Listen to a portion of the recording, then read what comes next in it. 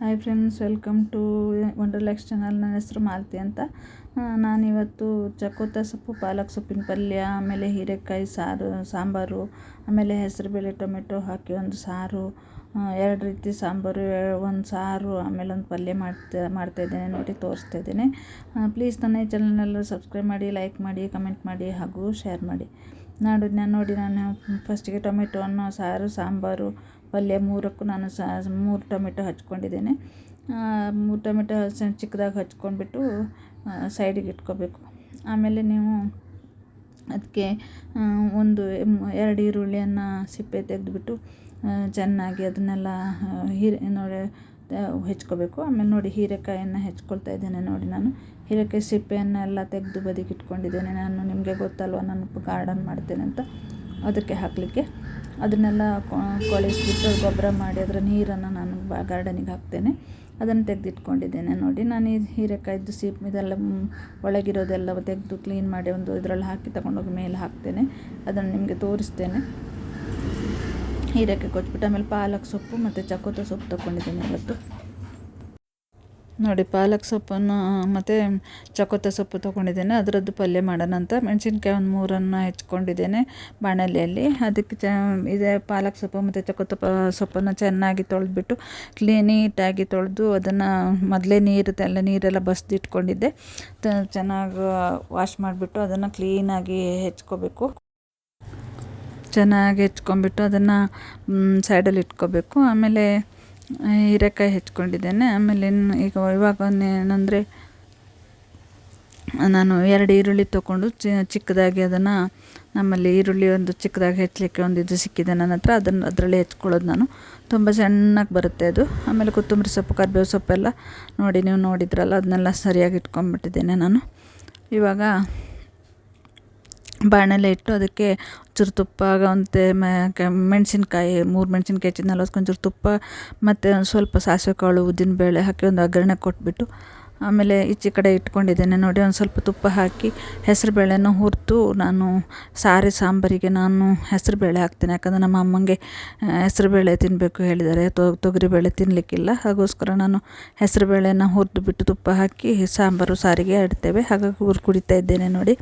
ಈ ಕಡೆ ನಾವು ಇದರ ಪಲ್ಯವನ್ನು ಇಟ್ಕೊಂಡಿದ್ದೇನೆ, ಈ ಕಡೆ ಪಲ್ಯ ಇಟ್ಕೊಂಡಿದ್ದೇನೆ. ಅದಕ್ಕೆ ನಾನು ಏನು ಮಾಡ್ತೇನೆ ಗೊತ್ತಾ, ಏನದು ಹೀರೆಕಾಯಿ ಕೊಚ್ಕೊಂಡಿದ್ದು ಟೊಮೆಟೊ ಬೇಳೆ ಹಾಕಿ ಅದೇ ಹುರಿದು ಬಿಟ್ಟು ಟೊಮೆಟೊನ ಹಾಕಿ ಕುಕ್ಕರಲ್ಲಿ ಇಟ್ಬಿಟ್ಟು ಅದರ ಮೇಲೆ ಹೀರೆಕಾಯಿ ಇಟ್ಬಿಟ್ಟು ಒಂದು ಕುಕ್ಕರಲ್ಲಿ 2 ಪಾತ್ರೆ ಇಟ್ಬಿಟ್ಟು ಅದನ್ನು ವಿಜಿಲ್ ಹೊಡ್ಸ್ಕೊತೇನೆ. ಒಂದು 3 ವಿಜಿಲ್ ಹೊಡ್ಸ್ಕೊತೇನೆ. ಆಮೇಲೆ ಅದು ವಿಜಿಲ್ ಹೊಡೆದಾಗೋಷ್ಟೊತ್ತಿಗೆ ಅದು ವಿಸಿಲ್ ಆರೋ ತನಕ ಈ ಕಡೆ ನಾನು ಪಲ್ಯ ಮಾಡ್ಕೊತೇನೆ ನೋಡಿ.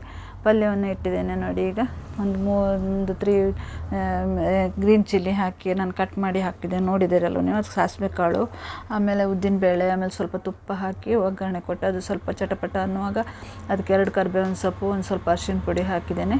ಅದಾದ ನಂತರ ಅದಕ್ಕೆ ಈರುಳ್ಳಿ ಹಾಕಿ ಮುಚ್ಚಿಡ್ತೇನೆ ನೋಡಿ. ನೀವು ನೋಡ್ತೀರಲ್ವ, ಅದು ಸ್ವಲ್ಪ ಆಗುವಾಗ ಮುಚ್ಚಿಟ್ಬಿಟ್ಟು ಅದಕ್ಕೆ ಅದು ಸ್ವಲ್ಪ ಆನಿಯನ್ ಕಲರ್ ಬರುವಾಗ ಟೊಮೆಟೊ ಹಾಕಿ ಬೇಯಿಸ್ಕೊಂಡಿದ್ದೇನೆ.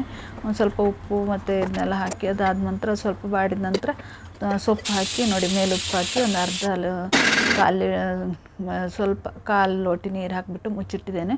ಈ ಕಡೆ ಸ್ವಲ್ಪ ತೆಂಗಿನಕಾಯನ್ನು ನೋಡಿ ನಾನು ಇದು ಮಾಡ್ಕೊಂಡಿದ್ದೇನೆ ನೋಡಿ, ತರಿಯಾಗಿ ಮಾಡ್ಕೊಂಡಿದ್ದೆ, ಅದನ್ನು ಸಹ ಹಾಕ್ತಾಯಿದ್ದೇನೆ ನೋಡಿ. ತೆಂಗಿನಕಾಯಿ ತರಿ ಹಾಕಿಬಿಟ್ಟು ಅದಕ್ಕೆ ಮುಚ್ಚಿಡಬೇಕು.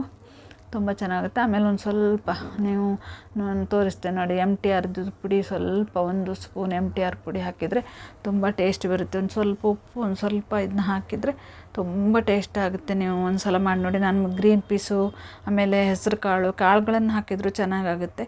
ಕಾಳುಗಳನ್ನು ಹಾಕಲಿಲ್ಲ ನಾನು ಇವತ್ತು, ಹಾಗೆ ಮಾಡಿದ್ದೇನೆ. ನೋಡೋಣ ಹೇಗಿರುತ್ತೆ ಅಂದ್ಕೊಂಡು. ನಿಮ್ಮದು ವೈಟ್ ರೈಸ್ ಮಾಡ್ಕೊಂಡು ಆ ಕಡೆ ವೈಟ್ ರೈಸ್ ಇಟ್ಟಿದ್ದೀನಿ ನೋಡಿ ನಾನು ಚಿಕ್ಕದ್ರಲ್ಲಿ. ವೈಟ್ ರೈಸಿಗೆ ಇದು ತುಂಬ ಚೆನ್ನಾಗಾಗುತ್ತೆ. ಸಾಂಬಾರು ಮಾಡಿದರೆ ಆಮೇಲೆ ಅದರ ಸೈಡಲ್ಲಿ ಪಲ್ಯ ಹಾಕುವಾಗ ಇನ್ನೂ ತುಂಬ ಚೆನ್ನಾಗಿರುತ್ತೆ. ಸೊಪ್ಪಿನ ಪಲ್ಯ, ಸೊಪ್ಪು ತಿನ್ನಬೇಕಲ್ವ, ನಿಮಗೆ ಗೊತ್ತು, ಸೊಪ್ಪು ತಿಂದರೆ ತುಂಬ ಒಳ್ಳೆಯದು.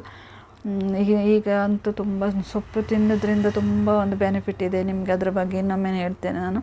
ತುಂಬ ಚೆನ್ನಾಗಿದೆ, ಅದಕ್ಕೆ ಮಾಡಿಕೊಟ್ಟಿದ್ದೇವೆ ನಾವು. ಹಾಗಾಗಿ ಸೊಪ್ಪಿನ ಪಲ್ಯ ಮಾಡಿದ್ದೇನೆ.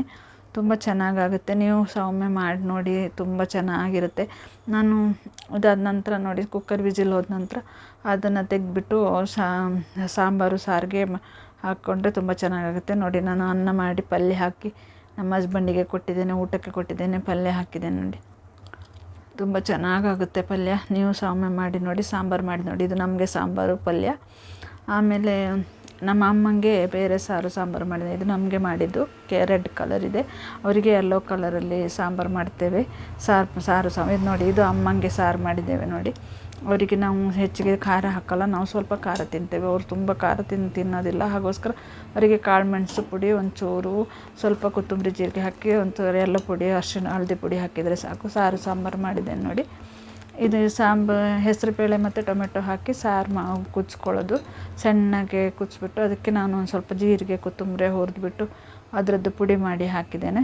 ಆಮೇಲೆ ಒಂದು ತುಪ್ಪ ಹಾಕಿ ಒಂದು ಒಗ್ಗರಣೆ ಕೊಟ್ಟಿದ್ದೇನೆ. ತುಂಬ ಚೆನ್ನಾಗಿ ನೋಡಿ, ಸಾರು ಮಧ್ಯದಲ್ಲಿ ಕುದ್ರೆ ತುಂಬ ಚೆನ್ನಾಗಾಗಿದೆ ಅಂತ ಅರ್ಥ ಅಂತೆ ನಮ್ಮ ಕಡೆ ಎಲ್ಲ. Thank you for watching.